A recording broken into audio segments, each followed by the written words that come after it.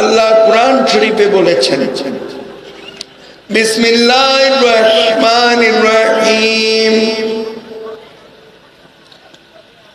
ইন্নাস সালাতা তানহা আনিল ফাহশাল মুনকার, ইন্নাস সালাতা তানহা, নিশ্চয় সালাত অর্থাৎ নামাজ পবিত্র করে দেয়, আনিল ফাহশাল মুনকার, দুনিয়ার যত বেফাহশা, বদকারি, শয়তানি, বদমাইশি, গুমরাহি, দুনিয়ার যত মন্দ কাজ আছে সমস্ত মন্দ কাজ থেকে নামাজ মানুষকে বিরত রাখে, দূরে সরিয়ে রাখে।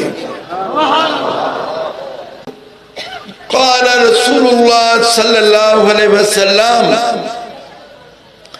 الصلاة معراج المؤمنين, আল্লাহ রাসূল বলছেন সালাত অর্থাৎ নামাজ মুমিনের সাথে আল্লাহর সাথে দিদার করিয়ে দেন, মিলন করিয়ে দেন।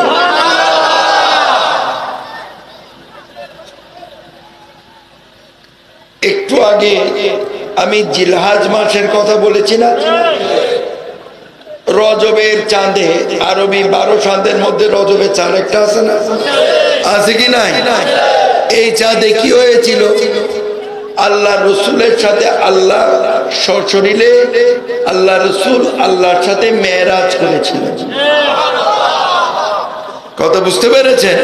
এই রজবের চাঁদে কি করেছিলেন? মেরাজ করেছিলেন। তাহলে লক্ষ্য করে দেখেন আপনারা, এটা উড়িচ্চর না, কি বলে? এই উড়িচ্চর থেকে যদি নোয়াখালীতে যান বা অন্য কোনো ডিস্ট্রিক্টে যান বা চট্টগ্রাম টাউনে যান, যাদের বাড়িতে ছোটখাটো বাচ্চা আছে, আছে কি নাই? আছে। যখন আপনি বাড়িতে ফিরেন, বাচ্চারা বলে না বাবা আমার জন্য কি এনেছেন দেন? বলে কি বলে না বাবা? তো আল্লাহ রসুল হচ্ছেন আমাদের রুহানি পিতা। আল্লাহ রসুল আমাদের কি রুহানি জগতের কি? অনেকের আওয়াজ ছোট হয়ে গেছে, রসুল আবার পিতা হয় কেন? আমার বুঝাই দিতে হইব না? হবে কি হবে না? তখন আবার আওয়াজটা বড় হয়ে যাবে। ঠিক আছে? আল্লাহ কুরআন শরীফে বলেছেন আল্লাহ রসুলের স্ত্রীগণ আমাদের মা। মাশাআল্লাহ, এই তো সুবহানাল্লাহ কোন মুহূর্তে বলা শিখেছেন। আল্লাহ রসুলের স্ত্রীগণ আমাদের কি? উচ্চ স্বরে বলেন কি? মা। তো মার স্বামী কি হয়? উচ্চ স্বরে বলেন। মার স্বামী কি হয়? তাহলে আল্লাহ বলেছেন রসুলের স্ত্রীগণ আমাদের মা। তো আল্লাহ রসুলের স্ত্রী যদি আমাদের মা হয়, আল্লাহ রসুল আমাদের কি? বাবা। জন্মদাতা বাবা না, রুহানি জগতের বাবা। কোন জগতের বাবা? রুহানি জগতের বাবা। তাহলে লক্ষ্য করে দেখেন রুহানি জগতের বাবা কোথায় গেছে? আরশ আজিমে আল্লাহর আরশে আল্লাহর সাথে মেরাজ করতে, দিদার করতে।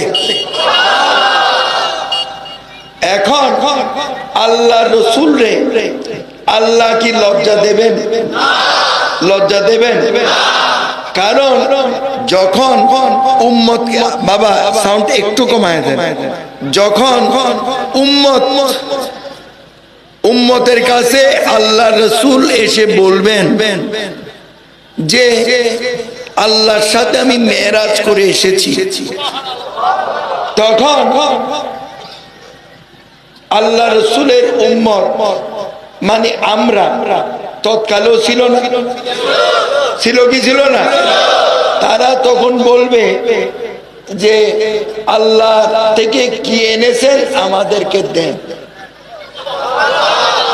যদি না দেয় লজ্জা পাইয়া যাইব না?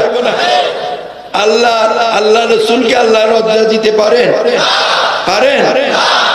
দিয়েছে 50 ওয়াক্ত নামাজ। কয় ওয়াক্ত নামাজ বা সালাত। আল্লাহর রাসূল, এটা লম্বা ঘটনা, আমি সেদিকে যাচ্ছি না। এই যে নামাজ প্রসঙ্গে আলাপ তুলেছি না, এটা কিভাবে আসলো, কিভাবে নামাজ রোজা করলে আল্লাহ পর্যন্ত পৌঁছবে, আপনারা মুমিন হইতে পারবেন, এটা বোঝানোর জন্য আমি এখানে বসেছি। আপনারা বুঝে মুমিন হওয়ার জন্য এখানে বসেছেন। কথা বুঝতে পেরেছে? আমরা উভয় আল্লাহর উপাসনা করছি, আল্লাহর ইবাদত করছি। তাহলে লক্ষ্য করে দেখেন, এক আসমানে এসেছে আরশ আজিম থেকে, আবার ফিরত গেছে, আরেক আসমানে এসেছে, ফিরত গেছে। কথা বুঝতে পেরেছে? লম্বা ঘটনা, আমি সেদিকে যাচ্ছি না। এক কথায় শেষবার শেষ আসমান থেকে যখন আল্লাহর আরশ আজিমে আল্লাহ রাসূল আবার ফিরত গেলেন, তখন আল্লাহ রাসূল আল্লাহর কাছে ফরিয়াদ করলেন যে আল্লাহ, অন্যান্য নবী রাসূলের উম্মত থেকে আমার উম্মতরা বেঁচে হবে, একটু কমজোর হবে, হায়াত কম পাবে। আল্লাহ 50 ওয়াক্তের জায়গায় আপনি 5 ওয়াক্ত করে দেন। কয় ওয়াক্ত? আল্লাহ রসুলের ফরিয়াদ কবুল করলেন। পাঞ্জেগানা সালাত বা পাঞ্জেগানার নামাজ নিয়ে আল্লাহ আরশ আজিম থেকে রসুলের উম্মতের কাছে দুনিয়ায় পাঠালেন। সুবহানাল্লাহ। এই মাসের নাম হচ্ছে রজব মাসে। কথা বুঝতে পেরেছে? রজবের চাঁদে মেরাজ হয়েছে। দেখেন কত বড় দয়াল রাসূল, তিনি একবার মাত্র সশরীরে আল্লাহর সাথে আল্লাহর হুকুমে মেরাজ করেছেন। আর উম্মতে মুহাম্মাদীর জন্য পাঞ্জেগানা নামাজ তো এনেছেনই, আর কি বলেছেন? আসসালাতু মিরাজুল মুমিনিন, সালাত ও নামাজ মুমিনের সাথে আল্লাহর সাথে দিদার করিয়ে দেন, মিলন করিয়ে দেন। সুবহানাল্লাহ। আল্লাহ রাসূল সশরীরে করেছেন একবার মেরাজ, আর সালাতের মাধ্যমে আমাদের জন্য নিয়ে এসেছে 5 বার আল্লাহর সাথে মেরাজ। সুবহানাল্লাহ। আল্লাহর সাথে দিদার করা। সুবহানাল্লাহ। তাহলে লক্ষ্য করে দেখেন নামাজ কত বড় একটা নিয়ামত, রহমত স্বরূপ আল্লাহ আমাদের জন্য দান করেছেন। সুবহানাল্লাহ। তাই আপনারা প্রত্যেকে সালাত আদায় করবেন, নামাজ পড়বেন। সুবহানাল্লাহ। প্যারে হাজিরিন,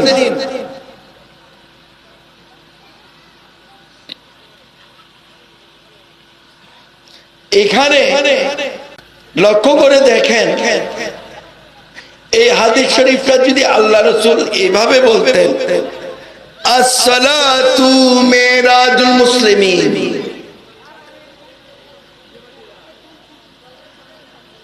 এই মুমিনিনের জায়গায় যদি মুসলিমিন শব্দটি ব্যবহার করতেন, তাহলে আওয়াম ভাবে যেই নামাজ পড়ে তার নামাজের সাথে আল্লাহর সাথে মেরাজ হয়ে যেত, দিদার হয়ে যেত। সুবহানাল্লাহ। কিন্তু আল্লাহ রাসূল সেটা বলেন না, মুসলিমিন শব্দটি ব্যবহার করেন না। এখানে আল্লাহ রাসূল ব্যবহার করেছেন আসসালাতু মিরাজুল মুমিনিন, মুমিনের নামাজ আল্লাহর সাথে দিদার হয়ে যাবে, মেরাজ হয়ে। সুবহানাল্লাহ।